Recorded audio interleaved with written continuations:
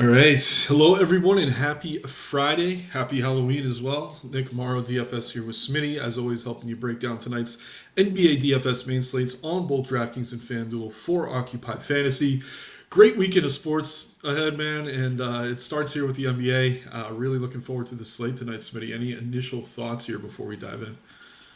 Yeah, looks like a really good slate tonight.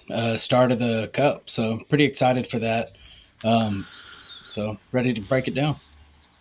Yeah, NBA Cup. I'm glad you brought that up. So there is incentive for teams to like run up the score, right? There is like points differential as a tiebreaker. I think maybe Yeah, something we gotta look into. yeah, Yeah, there shouts is. up. Yeah, so some teams maybe even if they're blowing a team out, could leave their guys in a little bit longer. Shouts up at Jizzy. We got Jose here talking about Utah and Phoenix. We'll definitely get to that game. Yeah, two teams that don't play much defense right now. Lucas, appreciate you, my man. Yeah, rough night last night. We got some things right. A few things kind of killed us. Heath, appreciate you. David, what up? Appreciate you. HB cards, happy trick or treat indeed. But yeah, last night obviously the Giannis news came in after the stream was over, so a lot of what we talked about didn't matter necessarily. Concanupo killed a lot of my lineups, did well with Fontecchio, but you got to hit on almost everything on those smaller slates. Today we got a slate that is 8 games, so kind of right in that sweet spot. Appreciate you being here as well, Power. Can finally catch a show. Always good to have you. Swerve as well, man. And yeah, if they're knocking on the door, messing up the stream, yeah, they might just have to wait, man. So priorities, right? But let's get right into this, man. We do have a couple games here locking at 7 p.m. First of them being the Atlanta Hawks taking on the Indiana Pacers. Pacers got a ton of news we got to go through, so let's start with Atlanta.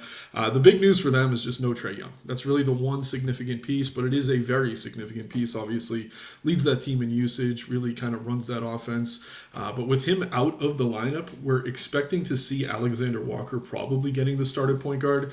I would say there's like a 1 in 10 chance they do go to Keaton Wallace here. It would be kind of gross if they do, though. I'm hoping it's Alexander Walker, and I'm expecting it to be. He looks great here, as is Jalen Johnson. Dyson Daniels started the season terribly, but with a little bit of extra usage he's been seeing with Trey off the floor, he is posting better scores lately. Don't mind getting to him. Porzingis has been in a lot of foul trouble. I think he's underpriced, and again, this is a great matchup for these guys here because the Pacers are super banged up, pretty high total as well at 232.5 points. I'm shocked Alexander Walker is not more popular, Smitty. I don't know your thoughts on that one, but I definitely want to get to a lot of Atlanta here. How are you breaking this team down?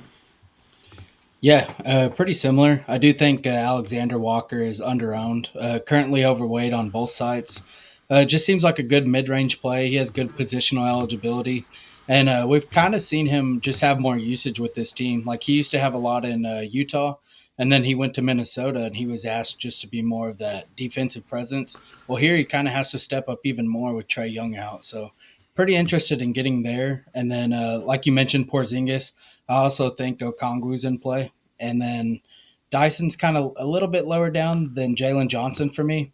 But I have some interest in Jalen. It's kind of a heavy price tag, but his role is going to be pretty massive. So I'm into getting to Jalen Johnson as well. Yeah, I'm totally with you, man. And I will say that 8 to 9K range at forward tonight is absolutely loaded. I'll use that to segue into the Pacers here. We do have Siakam as one of the best OF index plays on the slate because we have Halliburton out, Johnny Furphy's out, Benedict Mathurin, TJ McConnell, Andrew Nemhard, Obi Toppin. This team is banged up in a big way. We've seen guys like Jarcy Walker, I think I'm pronouncing that correctly, finally really kind of bursting onto the scene as a great play lately. Ray J. Dennis, even coming off the bench, has been super productive, outplaying Ben Shepard, who has been the starting point guard. But yeah, Siakam continues to post 50 to 60 fantasy points every single night as the new focal point of that offense. But yeah, man, I think it's tough not to like Siakam here. Again, tons of great plays in that range at power forward. He is probably my favorite. Walker, I still think even with the price increase, he's kind of a core play for me everywhere. I do like Ray J. Dennis. With the price increase on him, I'm not as bullish as I am on Walker, but certainly someone I could see mixing in. Those are the three I have the most interest in. You could make a case for others, but I'll leave that to you. How are you breaking down the Pacers here against Atlanta? Yeah, pretty much the same. I really like Walker and Siakam, and then the rest is kind of just GPP plays, in my opinion. I do like Dennis more on FanDuel. I think his price is pretty good there. And then Aaron Neesmith, if he can stay out of foul trouble, he has a ceiling. So I don't mind getting him in a few percent of my lineups, but not someone I'd be targeting if I was just playing one or two lineups. Yeah, and your point on Naismith as well. I do think he has better scores in his range of outcomes. That last game against Dallas, he went 1 for 9 from three. So if a few more of those fall, I imagine that ownership's up a bit in a matchup like this. You would have to think he could maybe shoot a little bit better here. So wouldn't completely ignore Naismith, but definitely one of the better games on the slate, and it is the first game on the slate. So keep that in mind. It's going to be tough to not get exposure there. Another game at 7 o'clock here. We have the Celtics taking on the Sixers. Sixers are slight favorites at home. On the Boston side of things, obviously Tatum's out for the year. Other than that, nothing really significant in terms of injuries. Really interesting play here, though, in Josh Minot, right? This guy has kind of come out of nowhere. Played for Minnesota last year, was kind of a bench player, but 2 games in a row now, against Cleveland, especially in a tough matchup, even with low usage, putting up excellent numbers. He's kind of been playing the five at times in a strange way. I don't think he can do that against Embiid here, but with Embiid on a minutes cap, this isn't a terrible matchup. He's still cheap. 4,500 on DK, 47 over on FanDuel, but 34% owned on an 8 game slate does feel a bit inflated. I'll probably have him in a couple lineups, probably leave him out of a couple others, but certainly you can make a case for White, Brown, Pritchard, as is always.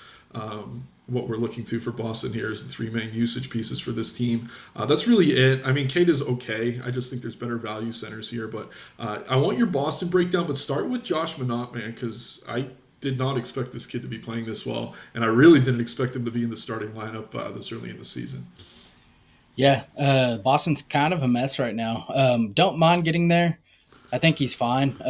We've seen the minutes be pretty steady as long as he's starting, averaging about 30 minutes a game. They like his defense a little bit out there, so I'm fine with going there. We did just get some better value opening up. I was already a little underweight on Minot, but I'm probably going to be even more underweight now if that ownership holds. We got Mobley, or not Mobley, Allen and Mitchell are out, so now we got Cavs. Okay, good. I'm glad we got that before we got to the Cleveland game. So we certainly got a lot to talk about there. Power with his classic punts saying they say nah, I say yes in this piece. Definitely a great play. Shocked that he's not more popular. Jose bringing up the Denver game, hoping Bruce Brown starts if Murray is out because you don't want to play Porter Jr. Well, Porter Jr. Oh, you mean Porter Jr. on Cleveland? I was going to say the Denver Porter Jr. is now a net. But yeah, I get what you're saying, Jose.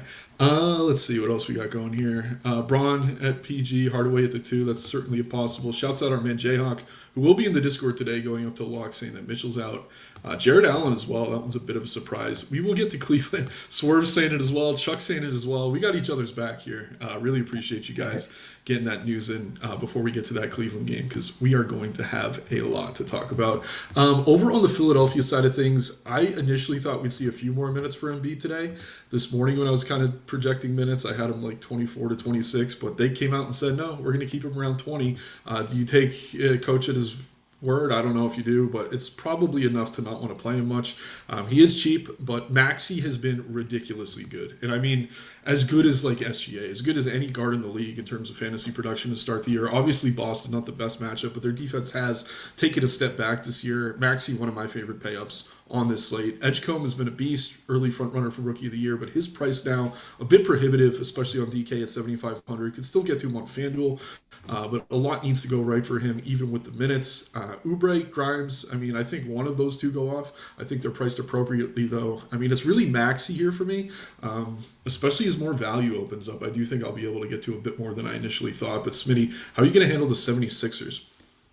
Yeah, it's mainly Maxi for me too. I was coming in overweight to him already, but now with that news, I imagine I'll get to a little bit more, as will the field. But I think Maxi looks really good, leading scorer in the NBA. So pretty interested in getting to Maxi.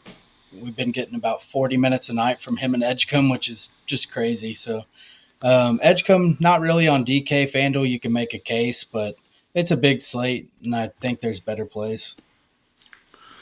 Yeah, Luke's saying Lonzo Ball is going to be uber chalk now. We're going to need to see that starting lineup because Lonzo is, I believe, on a minutes cap.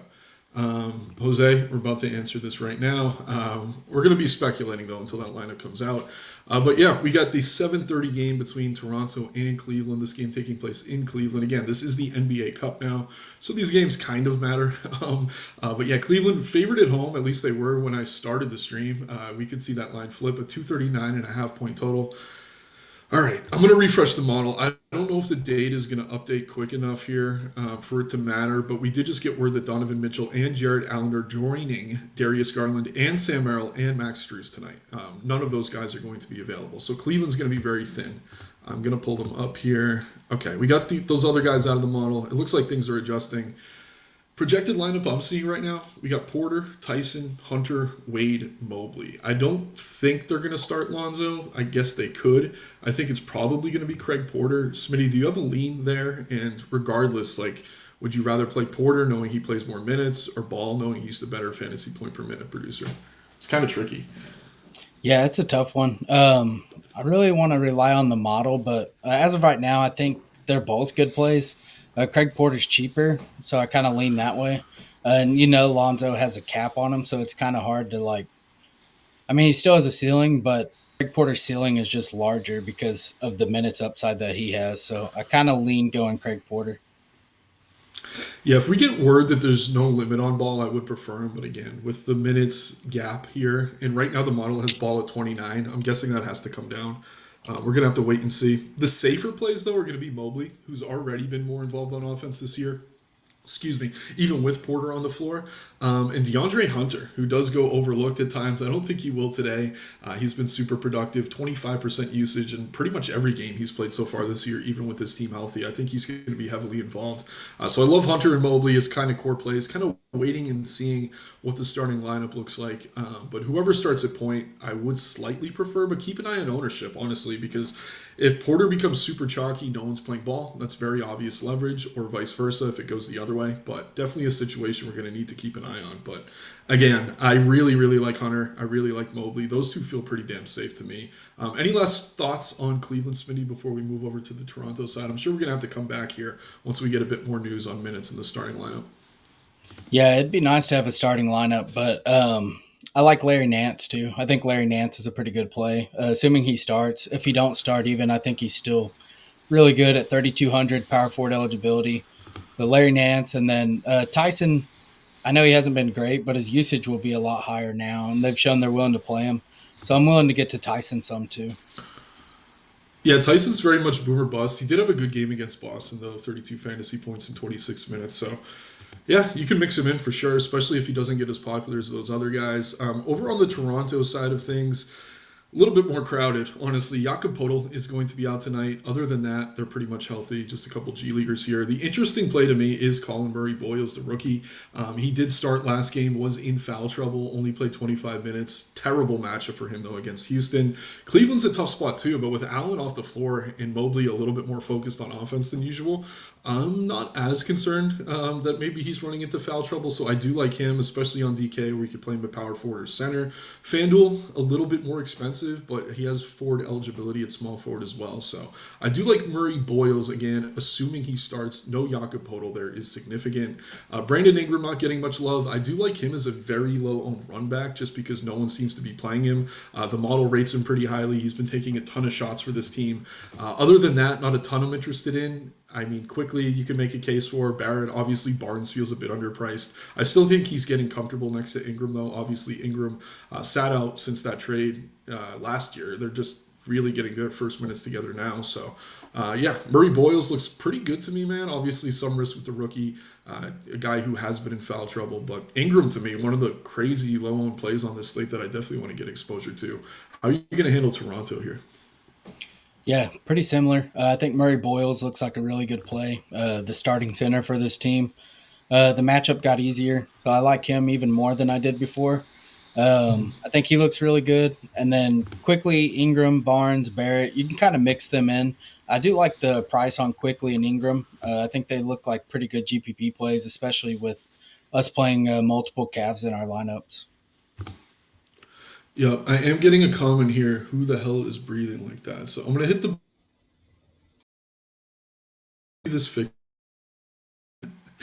But yeah, guys, early I had a nice microphone. I was too quiet. Now I'm back on the headphones.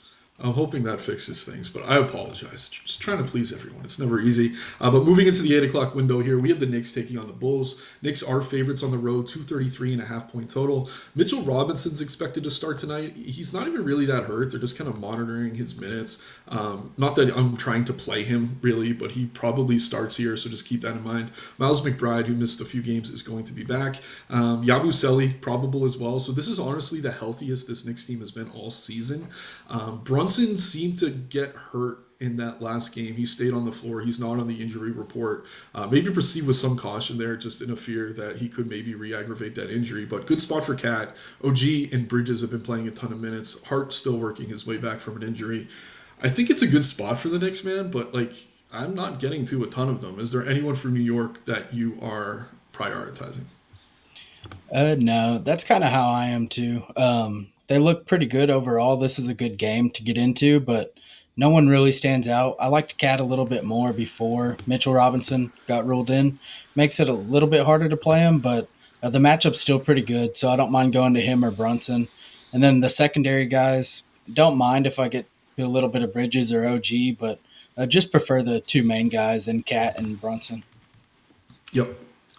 Right there with you, man. Fields seems to agree with us as well. Over on the Chicago side of things, no Kobe White, still no Zach Collins. Trey Jones put up a dud for the first time this season last game. I think that's driving his ownership down. I'm still comfortable playing him, but we have so much guard value now that it might not be necessary. The price on Matas Buzelis came up a little bit, but he's coming off a tremendous game. Another guy, when he stays out of foul trouble, has massive upside, but he is in foul trouble like once every 3 games, so just keep that in mind. Those two look pretty good to me. Don't mind getting to Vooch, who's been playing more minutes than anyone expected going into the season. Giddy, with that new contract, playing as much as he can handle as well. And then even Kevin Herter off the bench is like a last piece in. I don't mind him just because he's a shooter. But yeah, man, Jones and Buzelis a little bit under-owned to me. Obviously, fine getting to Giddy or Vucevic. How are you handling the Bulls here? And this isn't a great matchup, but I think it's a little bit softer than maybe it was when the Knicks were hitting their stride last season. Yep, pretty similar. I think Matas and Trey Jones look the best to me. I like Trey Jones a little bit more before we got this guard value, so he kind of takes a slight hit, but he's going to be unowned basically. So I do think he's a pretty good pivot. And then Vooch is someone else I'll mention, leading the NBA in paint touches, which is pretty crazy. Don't mind getting to a little Vooch. Not a great matchup against Mitchell Robinson, but still fine to get to. And then Giddy always has a ceiling. Kind of takes a hit now that they're running kind of the style of offense that they're running, but I'm still fine getting there. Yes, shout out Swerve for letting me know that I had Jayhawk's name up above your head. We did just fix that. Appreciate you guys defending my breathing here. It's like I have sleep apnea when I'm awake. Is what it is. Hopefully, we get this microphone stuff situated soon. But let's keep moving right along, man. There's a little bit of a gap between these games, right? We have the 8 o'clock game that we're just talking about, and then we don't have anything till 9:30. We got the Lakers here taking on the Grizzlies. Lakers favorites on the road with Luka returning, 236.5 point total. The Lakers are one of the easier teams to talk about today because they're all priced as if Luka isn't playing. So you pretty much can't play anyone except Luka. I will say Aiton's price on FanDuel is fine. He's the one other guy I'd like to get to, but Reeves has been great. Laravia has been good, but they're just overpriced now with Luka back. So it's a little bit of Luka for me, maybe some Aiton on FanDuel. That's about it for me from LA. How about you? Yeah, I like Luca quite a bit. Like him even more now that we got more cheap value plays, and I think his ownership also comes up. But someone I'm going to be over the field on. I like this matchup for him. Yep, totally with you. Over on the Memphis side of things, interesting. Okay, so Brandon Clark and Zach Edey are out, obviously. Gigi Jackson now questionable. No Ty Jerome or Scottie Pippen. They're going to be out for a little while. No ownership really going to this team at all. It is notable that Cedric Coward, I know a lot of people like him as a rookie. He did close for KCP last game. The price on him is fine. I think you can mix him in. Tough to call him a priority, though, when we have so much guard and forward value on this slate. Obviously, Jaw has enough upside. I'd much rather get to someone like Maxi or even a Luca, though, if I can't find the salary. Not much Memphis for me, man. Maybe that's an error, but yeah, it seems like the field's not getting there either. How about you? Yeah, on DraftKings, it's pretty tough to get there. On FanDuel, their prices are more affordable. Don't mind getting to a Coward or a Jaw, and that's basically it. It's, Morant and Coward. Jaron Jackson's usage has kind of been down this year. He could have a massive game, so he's still in my player pool, but Mainly just Morant and getting to Coward. Yep, yep. I think that makes sense. And yeah, Coward's a fun young player, definitely someone to keep an eye on. Then we have another little gap here, just a half hour though, until we get into the Nuggets at the Blazers. Nuggets are favorites on the road, 239 and a half point total, one of the highest on the board. And there is big news here for Denver in that Jamal Murray is questionable. It seems like he's questionable always, and he ends up playing. So I don't know if you're projecting him in or out. Obviously, if he's out, we don't know whether it's going to be Brown who starts or the other Brown, spelled differently in Bruce. But I think more than anything, with Murray out, Jokic becomes even more appealing. He's just ridiculous already.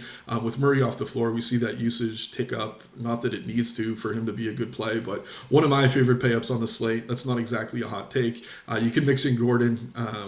That's pretty much it for me, unless we do get Murray out. But I tend to expect him to play just because it seems like he's on the injury report every day. But regardless, I definitely want to get a lot of Joker, especially as more of this value opens up. Smitty, how are you handling Denver? And do you have a lean on whether or not Murray plays? Because I'm not really confident either way.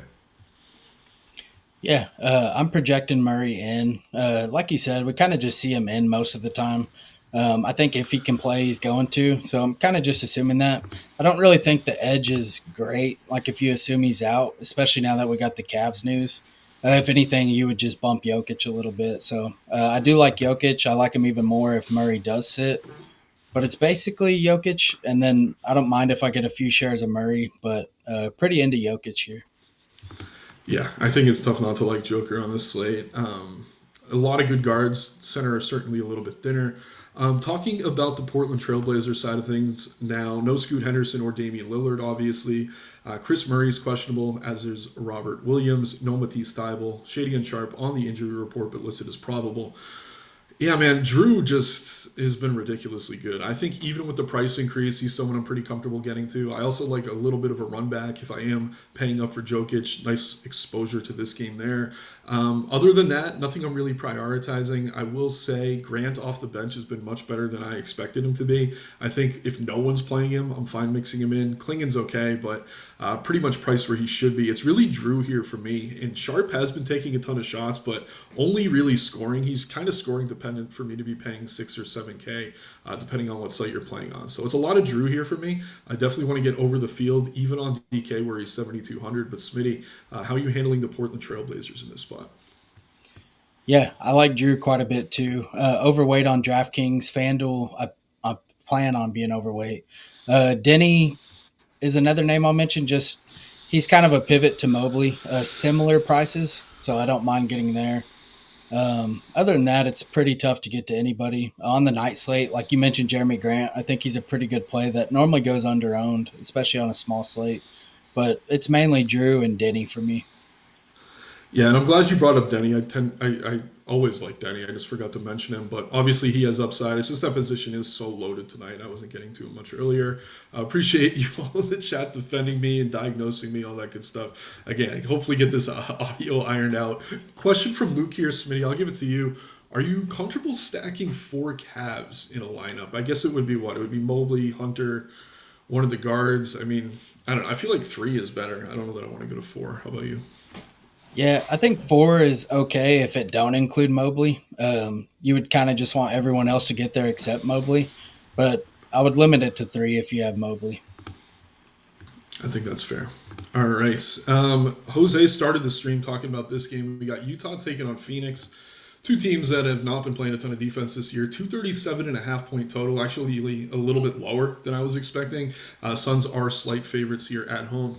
Starting on the Utah side of things, Isaiah Collier, Georges Niang are both outs. Other than that, nothing too significant. Um, yeah, man, this is just a great spot for Utah. I think you can make a case for all of the starters. Laurie has been tremendous. Keontae George has looked really good. Walker Kessler is another one. Those are three who I think you could obviously get to. And then I do want to bring up Nurkic just as a punt at center. This guy seems to get over 20 fantasy points every single night, which is very useful at 4K, especially on DK where you could play two centers to fit in a Jokic with maybe a Luka or a Maxi, something like that. So I like Kessler, Market, and George here, and then a little bit of Nurk on DK where you have two center spots. But this is a great game environment, right? How many of these Jazz players are you getting to? Yeah, it's a team I want to be overweight on for sure. Really like this game. We seen it just a couple nights ago. So pretty into getting into some Jazz. You mentioned the three: Kessler, George, Markkinen. Like Laurie a lot. He's also priced the highest, so I'm getting to a little bit more Kessler and George, but maybe with that Cavs news, I can get to more Markkinen. So I like Markkinen ceiling a lot on the slate. Yep, Laurie looks great here. Again, just another really strong forward play. All right, moving over to the Phoenix side of things. Jalen Green's going to be out, as is Dylan Brooks, two guys who take a ton of shots, so there is a lot of extra usage to go around.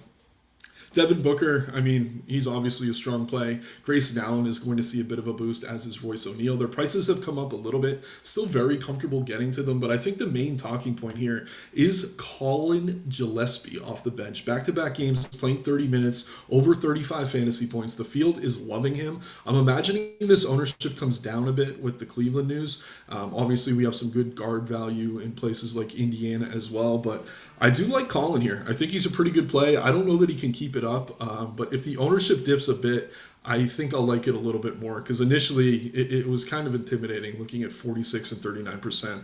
Smitty, how do you feel about Gillespie and which of these other Suns players will you be prioritizing? Yeah, I like Gillespie quite a bit. I think he's a really good play. I'll have to see how much I get of him now that we get this Cavs news. But before, he was kind of one of my favorite value plays. Overall, I still plan on getting to quite a bit. I like the game, so it's something I want to lean into. And then after him, it's Royce O'Neal for me in terms of exposure. Just fits small forward, power forward, decent price. Utah's a 3 point funnel, kind of fits to Royce's game.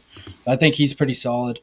And then Booker, I'm kind of just with the field on. I think you could play Maxi for a few $100s more is kind of what I prefer. But since I'm getting into this game, it makes sense to have some Booker.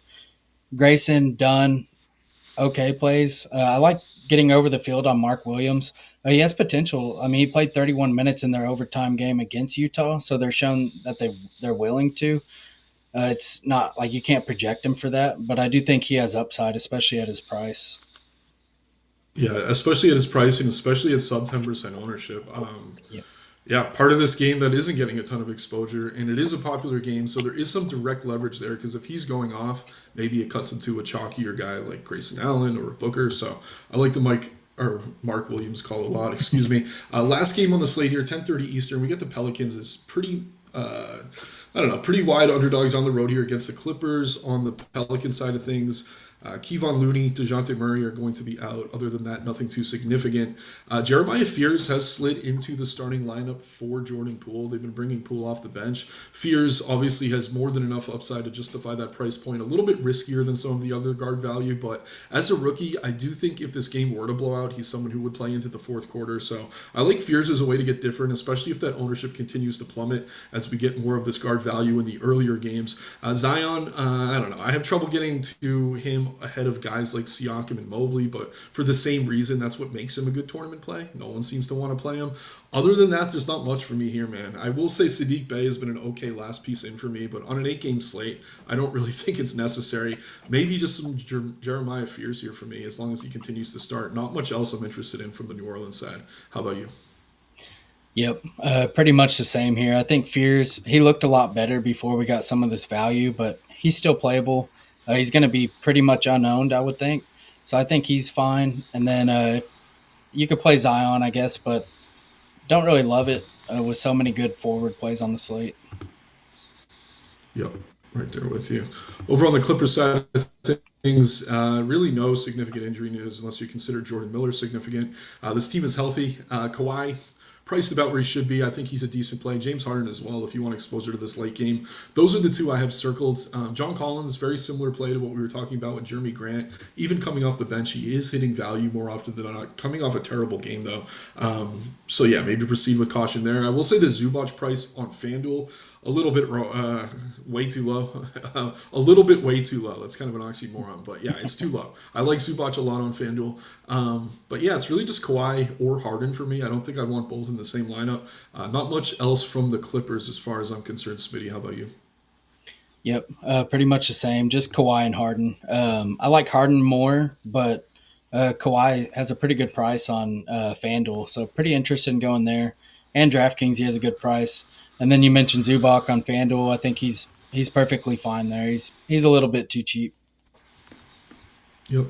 Jay Whitty, imagine tuning in late, man. Yeah, the Cavs are going to be without Donovan Mitchell and Jared Allen tonight. Already, Darius Garland was ruled out, so they're very, very thin. So I will do a quick refresh of the model. Again, appreciate you all being here on a Friday night. Happy Halloween. Like the video, subscribe to the channel. Check out the links in the description below.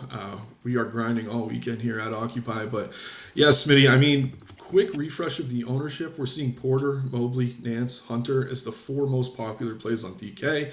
Over on FanDuel, I think a lot of the same. Mobley, Hunter, Porter, and that's about it. So yeah. We're gonna have to like Cleveland. Still waiting on that starting lineup. Like I said, I think it's gonna be Porter just because he could play more minutes. Obviously, Ball might be a decent tournament pivot.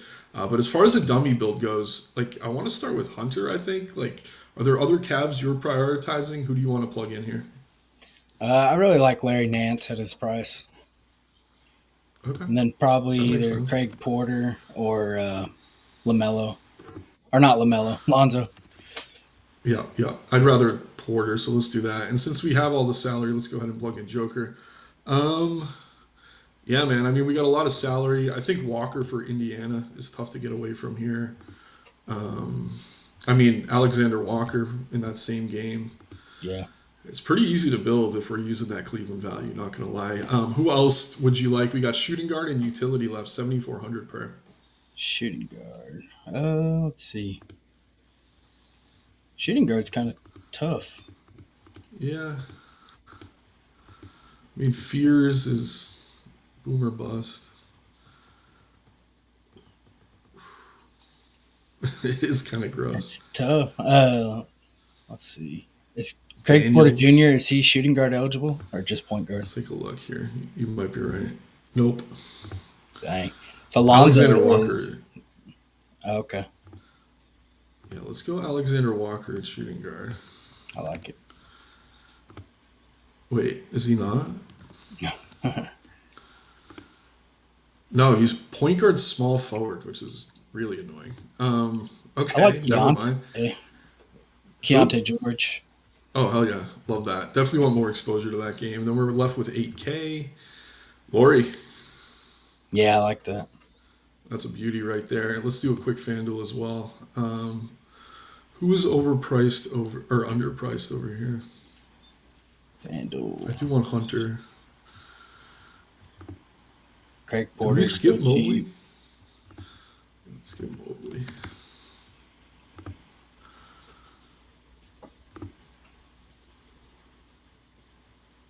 Um,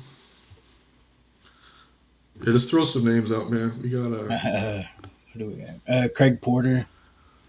okay. I'm Du-du-du. fine going back to Alexander Walker, even Yeah, with the price increase. I like Larry Nance there too. Yeah, I'm not as high on Nance as you are, but the price is so low. Like it's kind of Yeah, hard for him to hurt you. Um, Jerry's. I mean, Jokic Yeah, might as well, right? Edgecomb's a little cheaper here. I don't mind him. Hmm. Oh wait, we didn't use Colin Gillespie, or we go with him. there's so many Shooting good guard. cards. And there's a lot of good plays on this slate, and like all the Yeah. value allows us to get there pretty easily. Yep. Um, I don't know, Edgecomb just to wrap it, and then Yeah. what are we looking at? 8,900. Jalen Johnson, sure. Again, really easy to build here tonight. A couple quick questions, Nick or Smitty. Do you hand build, and if so, what's your number one tip? I'll go to you first, Smitty. I do hand build, but I'll let you touch on this first. I know you kind of use the Opto as well, right? Yeah. No, I don't really hand build. Sometimes I will if I'm just playing like one lineup on the night or something, but otherwise I kind of just group them all together. Um, but basically with hand building, I would kind of just start how we did, fill in the value that you like, and then fill in the plays around it that you like, or just kind of, uh, I don't know. Yeah, it's pretty much No, how I would yeah, go. yeah, I'm with you, and I do hand build a lot of the time. I play a lot of single entry, but the way I use the model, honestly, is I'll see what the chalk is, and if it's rating well in value, I'll kind of decide if I agree with the chalk or not. You're going to have to eat some of that chalk value. It's chalk for a reason, right? It's underpriced players that are getting increased opportunities due to injury. So someone like Hunter tonight, I'll definitely have in most of my lineups. Jarcy Walker, like I said, I really, really like him. Gillespie. So I'll pluck in the value and then I'll see how many studs I could fit from there. But on these bigger slates, like you should like every single play in your build, David. So like take your time. You're going to have chalk. You don't want it all to be chalk. But again, I think you got to see where the field is going and decide where you agree or disagree and just kind of look at it that way because ownership matters just as much as DK value or FanDuel value. So just keep that in mind. Josh Mead here saying get those likes up. Appreciate you being here, my man. As always, copy that. Yeah, Keontae George, shout out here from HB Cards. Definitely like that one. Flag plant at the top end and the bottom end. I'm going to say Jokic. I'm surprised he's not even 20% owned on either site as a top end play. Then as a value, I don't know. Give me.